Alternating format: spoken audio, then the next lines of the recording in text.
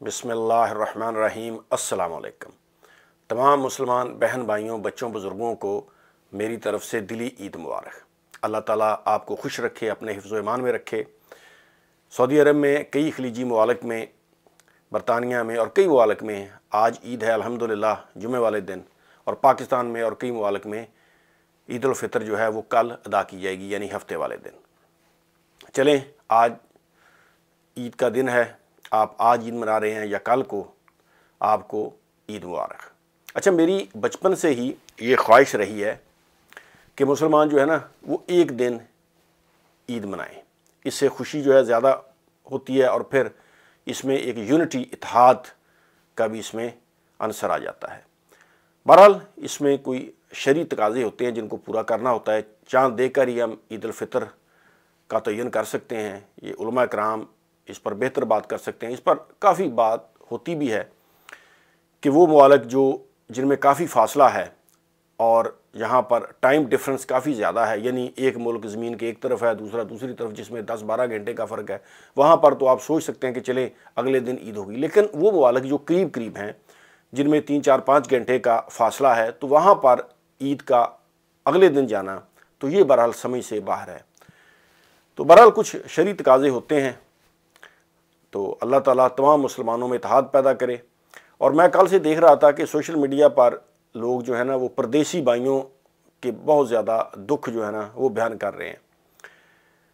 परदेश वाकई एक मीठी जेल है, लेकिन उसके साथ साथ आप अल्लाह ताला का शुक्र अदा करें कि अगर अल्लाह ताला ने आपको एक बाइज़्ज़त तरीके से नवाजा हुआ है, आप जॉब कर रहे हैं, आप मिडल ईस्ट में काम कर रहे हैं, यूरोपियन ममालिक में या कहीं भी है, रिज़्क़ तो बहरहाल अल्लाह पाक ने ही देना है, आप कहीं भी रहें।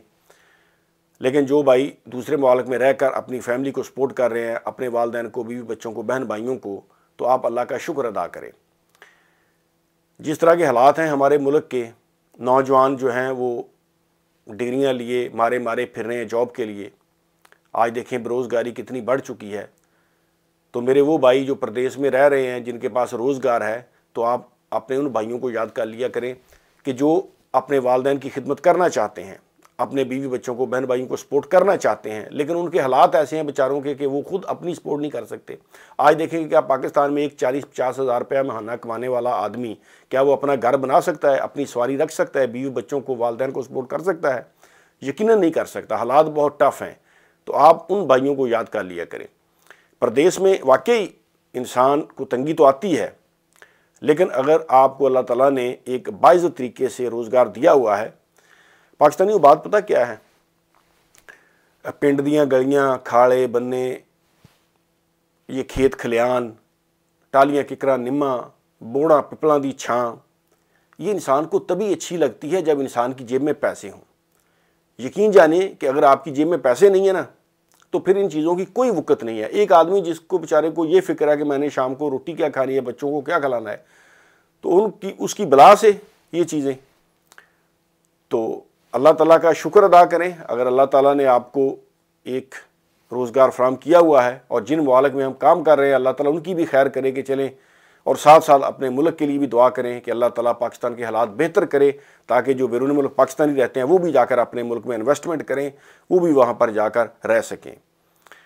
तो तमाम बहन भाइयों को दोबारा जो आज ईद मना रहे हैं, जो कल ईद मना रहे हैं, उन सब को दिली ईद मुबारक। और साथ साथ आप अपने उन बहन भाइयों का ज़रूर ख्याल रखें जो बेचारे इस वक्त परेशानी में हैं, क्योंकि पाकिस्तान के हालात ऐसे हैं। अल्लाह ताला हम पर रहम फरमाए। अल्लाह हाफ़िज़।